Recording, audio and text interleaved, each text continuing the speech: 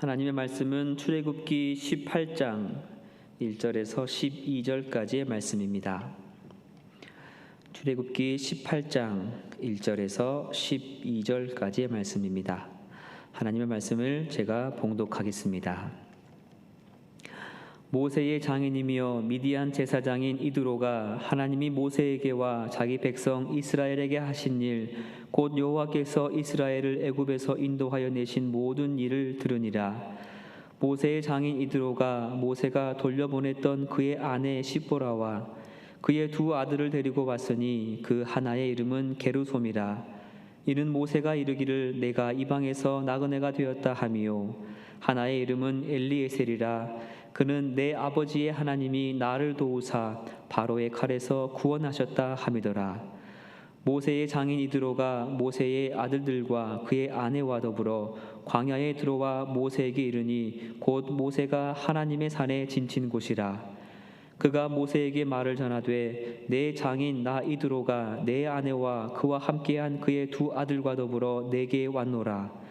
모세가 나가서 그의 장인을 맞아 절하고 그에게 입맞추고 그들이 서로 문안하고 함께 장막에 들어가서 모세가 여호와께서 이스라엘을 위하여 바로와 애굽 사람에게 행하신 모든 일과 길에서 그들이 당한 모든 고난과 여호와께서 그들을 구원하신 일을 다 그 장인에게 말하매, 이드로가 여호와께서 이스라엘에게 큰 은혜를 베푸사 애굽 사람의 손에서 구원하심을 기뻐하여 이드로가 이르되 여호와를 찬송하리로다. 너희를 애굽 사람의 손에서와 바로의 손에서 건져내시고 백성을 애굽 사람의 손 아래에서 건지셨도다.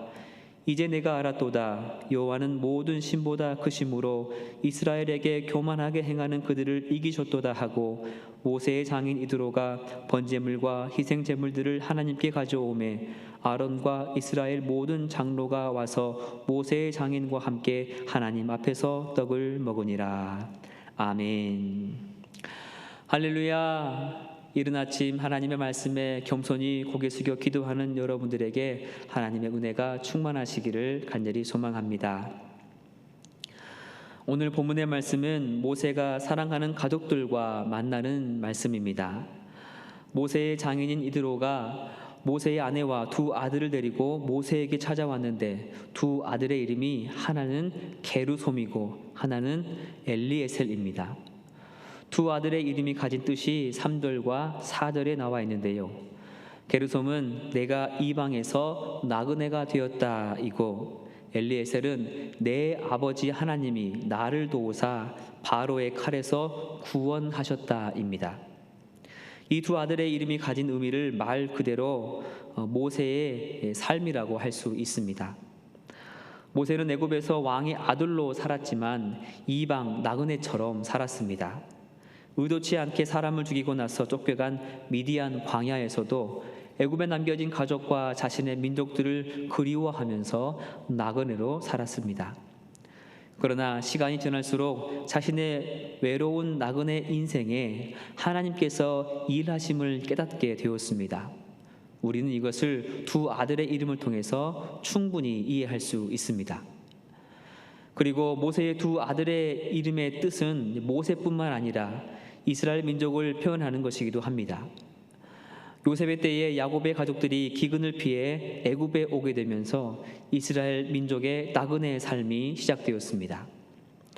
처음에는 좋은 대접을 받으면서 사는 것 같았지만 그저 이방인에 불과했고, 시간이 지나면서 결국은 노예가 되어서 살게 되었습니다. 하지만 하나님께서 이스라엘 민족을 그대로 내버려 두지 않으시고 바로의 고통과 칼에서 구원해 주셨습니다. 이 출애굽의 구원의 사건은 참으로 놀라운 사건입니다. 초강대국이었던 애굽을 상대로 한 이스라엘 민족의 그 출애굽 사건은 주변국들에게도 큰 사건이었을 겁니다. 그리고 이 모든 일을 모세의 장인인 미디안의 제사장 이드로도 듣게 됩니다. 오늘 본문 1절의 말씀이죠. 모세의 장인이며 미디안 제사장인 이드로가 하나님이 모세에게와 자기 백성 이스라엘에게 하신 일, 곧 여호와께서 이스라엘을 애굽에서 인도하여 내신 모든 일을 들으니라 라고 기록하고 있습니다. 이렇게 하나님께서 이스라엘 민족을 구원하신 소식을 미디안 제사장인 모세의 장인 이드로가 듣게 됩니다. 그에게 전해진 하나님께서 이스라엘 민족을 구원하신 소식은 매우 반갑고 기쁜 소식이었을 겁니다. 그래서 그 소식을 듣자마자 딸 시보라와 두 손자들을 데리고 사위 모세를 만나러 갑니다. 그렇게 찾아간 끝에 호렙산 근처에서 모세와 가족들이 감격의 제회를 하게 됩니다. 서로가 얼마나 반가웠겠습니까? 앞서 말씀드린 것처럼 3절과 4절에는 두 아들의 이름과 그 뜻이 나와 있습니다. 첫째 아들 게르솜은 내가 이방에서 나그네가 되었다. 둘째 아들 엘리에셀은 내 아버지 하나님이 나를 도우사 바로의 칼에서 구원하셨다. 모세의 장인 이드로는 이 두 손자를 보면서 사위 모세가 다시 낯선 땅으로 나아갔지만 그의 하나님께서 그를 바로의 칼에서 구원하실 것이라는 소망을 가졌을 것입니다.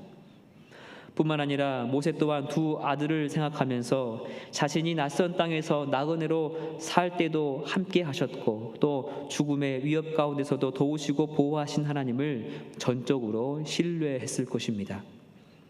그리고 우리는 그 하나님께서 지금 이스라엘 민족을 그렇게 이끌고 계심을 말씀을 통해서 보고 있습니다. 가나안을 떠나 애굽이라는 이방 땅에서 나그네가 되어서 430여 년을 종노릇하던 이스라엘을 하나님이 도우셔서 구원해 주셨듯이 모세에게 두 아들의 이름을 통해 고백한 것이 이스라엘 민족에게 지금 그대로 이루어지고 있는 것입니다. 이스라엘 민족의 나그네 인생에 하나님께서 어떻게 일하셨습니까? 하나님께서는 10가지 재앙을 애굽에 내리셔서 바로를 꺾으시고 이스라엘 민족이 430년이라는 긴 노예 생활을 끝내게 하셨습니다. 하나님께서는 이스라엘 민족이 바로의 군대에게 쫓겨가다가 홍해로 가로막히자 크신 능력으로 바다를 가르셔서 마른 땅으로 건너가게 해주셨습니다. 하나님께서는 마라의 쓴 물을 달게 만드셔서 마실 물을 주셨고 먹을 것이 없는 광야지만 만나와 메추라기를 내려주셔서 양식을 삼게 하셨습니다. 또한 반석에서 물을 나게 하셔서 마시게 해주셨습니다. 뿐만 아니라 하나님께서는 광야에서 피곤한 틈을 타 공격해온 아말렉을 무찌를 수 있게 해주셨습니다. 430여 년의 노예 생활도 고통의 시간이었지만 출애굽 후에 광야에서의 시간도 그리 순탄한 시간이 아니었습니다. 그때마다 하나님께서 도우시고 필요한 모든 것을 채워주셨습니다. 영적으로 볼 때 우리도 지금 이스라엘 민족처럼 우리의 본향이 아니라 이방인 이 세상에서 나그네가 되어서 힘들게 살고 있습니다. 생육하고 번성하고 정복하고 다스리라고 하신 세상이지만 우리의 죄로 인해서 아주 힘들게 살고 있습니다. 하지만 하나님께서 모세와 이스라엘을 도우셔서 구원하신 것처럼 우리를 도우시고 구원하실 것입니다. 우리를 우리의 본향으로 이끌어 주실 것입니다. 그렇기 때문에 우리는 모세와 이스라엘 민족을 도우시고 구원하신 하나님을 굳게 믿고 소망 중에 서 있어야 합니다. 두려워하지 말고 걱정하지 말고 낙심하지 말고 절망하지 말고 넘어지지 말고 오직 믿음으로 구원의 하나님을 붙들어야 합니다. 우리가 이 세상에서 나그네로 살지만 우리에게는 우리의 도움이시요 구원이신 하나님이 계시기 때문입니다. 이스라엘 민족의 광야의 여정이 순탄치 않았듯이 우리의 인생의 여정도 그리 순탄치 않을 것입니다. 그러나 우리는 그때마다 모세가 고백한 게르솜과 엘리에셀의 의미를 되새기면서 오직 하나님을 붙들어야 합니다. 나는 지금 이 세상에서 나그네로 살지만 하나님께서 나를 도우시고 이 죄악된 세상에서 나를 구원하실 것이라는 믿음으로 살아가시기를 바랍니다.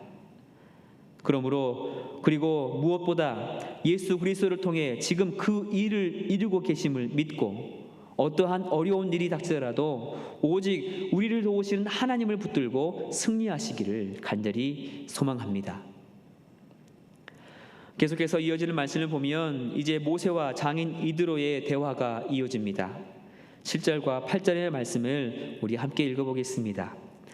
모세가 나가서 그의 장인을 맞아 절하고 그에게 입맞추고 그들이 서로 문안하고 함께 장막에 들어가서 모세가 여호와께서 이스라엘을 위하여 바로와 애굽 사람에게 행하신 모든 일과 길에서 그들이 당한 모든 고난과 여호와께서 그들을 구원하신 일을 다 그 장인에게 말하매. 아멘. 모세는 장인 이드로를 아주 반갑게 맞이하고서 바로 장막으로 데리고 들어갑니다. 그리고 그동안 있었던 일들을 다 장인 이드로에게 말해줍니다. 그러나 말씀을 자세히 보면 그 이야기에서 모세 자신의 이야기는 없습니다. 물론 말씀이 한 구절이기 때문에 모세의 이야기를 다 담을 수 없었을 테지만 내용을 보면 지금 모세는 자신의 이야기를 하는 것이 아니라 하나님이 하신 일을 말하고 있다는 것을 우리는 충분히 알 수가 있습니다. 그 엄청난 일들 가운데서 모세 자신이 있기는 했지만 자신이 한 일이 아니라 그 모든 일들을 하신 분이 여호와 하나님이심을 간증하는 것이죠.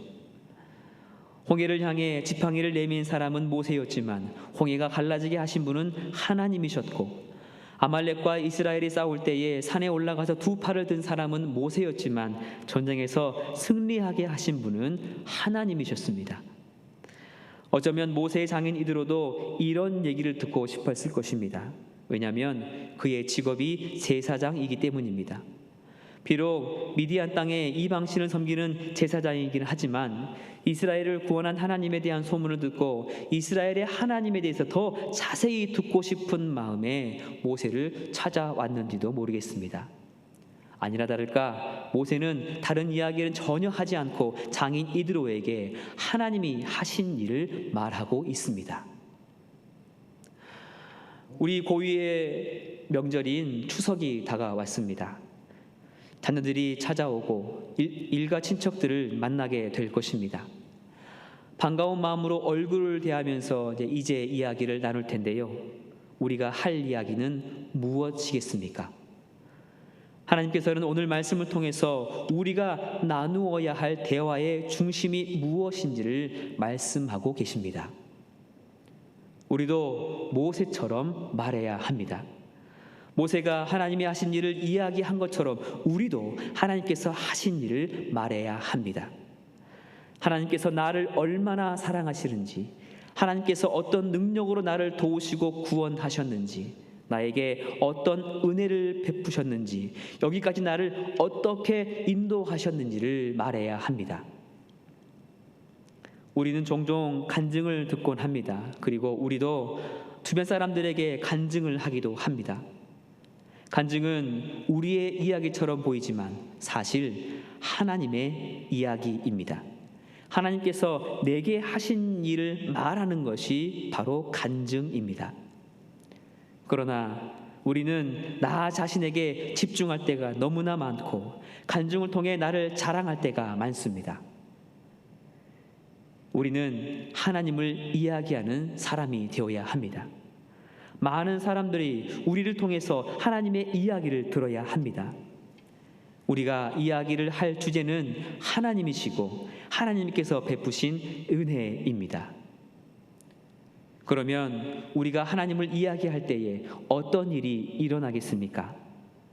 9절의 말씀을 보면 하나님이 하신 모든 일을 들은 이드로가 기뻐했다라고 말씀하고 있습니다. 우리가 전하는 은혜의 이야기, 구원의 이야기는 듣는 이들로 하여금 기쁨을 얻게 합니다. 10절의 말씀을 보면 이드로가 여호와를 찬송합니다. 이드로는 본래 하나님을 섬기는 사람이 아닙니다. 하나님을 이방의 많은 신들 중에 하나로 여기던 사람입니다. 그런 그가 모세로부터 하나님의 이야기를 듣고 하나님을 찬송하게 됩니다. 우리가 말하는 은혜의 이야기, 구원의 이야기는 듣는 이로 하여금 하나님을 찬송하게 합니다. 11절의 말씀을 보면 이드로가 이렇게 고백합니다. 이제 내가 알았도다. 여호와는 모든 신보다 크심으로. 우리가 말하는 은혜의 이야기, 구원의 이야기는 듣는 이로 하여금 하나님을 더욱더 잘 알게 하고 더욱더 신앙의 성숙을 갖게 합니다. 마지막으로 11절의 말씀을 보면 이드로가 하나님께 번제물과 희생제물을 드렸고 아론과 이스라엘 모든 장로들과 함께 하나님 앞에서 떡을 먹습니다. 이 말씀처럼 우리가 하나님의 이야기를 할 때에 그곳이 예배의 초소가 되고 기쁨으로 함께 떡을 먹는 행복한 곳이 될 것입니다. 사랑하는 여러분, 여러분의 이야기가 여러분의 가정을 구원할 것입니다. 여러분의 하나님의 은혜를 말하고 하나님의 역사를 말하는 그 이야기가 듣는 모든 사람으로 하여금 하나님을 알게 하고 구원받게 할 것입니다. 여러분과 함께 이야기를 나누면 함께 즐거워하게 되고 함께 하나님을 찬송하게 될 것입니다. 하나님께서는 우리에게 바로 이것을 원하십니다. 자기 자신을 자랑하는 것이 아니라 내 삶에 임하셔서 도우시고 구원하신 하나님을 이야기하고 십자가를 자랑하는 삶이 우리의 삶이 되어야 합니다.